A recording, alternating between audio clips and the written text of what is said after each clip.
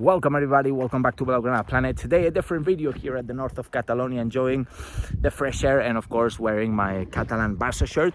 And today, maximum tension between Football Club Barcelona and Ousmane Dembélé because the player doesn't want to give up the 25 million euros, and apparently in the private agreement that the player and Football Club Barcelona had in order for him to be released at 50 million euro price tag, there were some clauses which the player didn't follow, and in fact Barcelona believe that that they can actually try to get more money than those 25 million euro because Ousmane Dembélé broke a series of clauses from this private agreement, which seems, you know, everything, it seems very understandable, right? But well, Moussa Sissoko and Ousmane Dembélé are still pushing and pushing and pushing in order to get as much money from this agreement as possible, which I think is very snaky, you know, but nothing new, because these people are very snaky by nature, Moussa Sissoko and Ousmane Dembélé. You know what? I'm very happy that this guy left because it's just bad vibes for our club, and in fact 50% of the time he was injured. Therefore, you know, I think that we can bring somebody that's more positive, that's more ambitious, that's more driven, that feels a little bit more the badge, of course, in the heart, and that doesn't get injured as much, basically, and maybe earns a little less.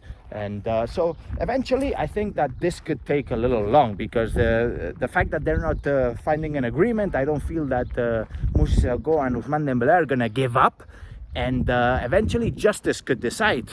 Justice, we will see. Justice is not quick. Justice usually takes time, and Barcelona can actually hold Ousmane Dembélé until the 21st of August. That's the legal date until they can hold Ousmane Dembélé in Barcelona, in the club. In fact, tomorrow, Monday, Ousmane Dembélé has been called up to training from at Football Club Barcelona. Therefore, even though he's in Paris, even though the agreement with Paris Saint-Germain is pretty much closed between the player and the club, the final agreement between Dembélé and Football Club Barcelona is not closed, which is certainly a problem for him and a problem for us eventually as well, because you know, all this financial fair play, it's kind of a mess, you know, and how Tebas is just creating problems and problems. But anyways, I really trust in Laporta. I really think that eventually we will get a little bit more than 25 million euro. Just give time, you know, just give time. If Ousmane Dembélé eventually broke a series of clauses in this private agreement, that is for certain, then it's for certain that we should be getting more money than those 25 million euros. But of course, I haven't read the contract, nobody has, and certainly the legal battles, you know, sometimes a little bit confusing. But anyways, I've seen a few replacements and for Ousmane Dembélé, because what is for certain, guys, is that the deal is going to happen, right? I think that Ousmane Dembélé is 100% out of Football Club Barcelona despite this clauses agreement. I think the player is going to leave, and now we need to think about a possible replacement, right? I mean, I've heard about Bernardo Silva, I've heard about Cancelo. Now things are coming back to Juan Foyth, right? Juan Foyth, we already know the player, a natural right back. He can also play as a center back. He's a very good player, top level player, Champions League player, and the problem is the money, right? He has a high release clause, 60 million euros. Villarreal are not keen on letting him go. Therefore, they're not open to negotiate, but certainly is a player that's more defensive than Cancelo. Cancelo is very offensive, and taking into account that we already have a very offensive fullback, which is Alejandro Balde, I think that maybe bringing Joao Cancelo is a little bit too much of an offensive player. Therefore, knowing that Xavi Hernandez likes to play with three center backs when Alejandro Balde goes up, then Juan Foyth can actually play that role really, really well.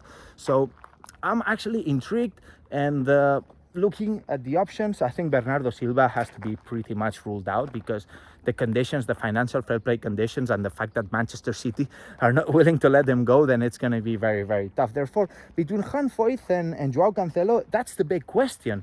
I think it's going to be a little easier for us to get Cancelo, because Cancelo is going to be a loan deal with a mandatory purchase option at the end of the season, and certainly if we pay for him at the end of the season, which means that the financial fair play would be affected next season, not this season. Therefore, it's very interesting. Juan Foyth instead, it would be a little harder, but maybe we can find an agreement with Villarreal. But anyways, now I'm looking for your opinion, of course. Always Ousmane Dembélé. I can already assume what your opinion is. But if you had to choose Joao Cancelo or Juan Foyth, let me know in the comments why would you choose one or the other, and of course the reasons, guys. Let me know the reasons, and don't forget to smash the likes here today from a very different location.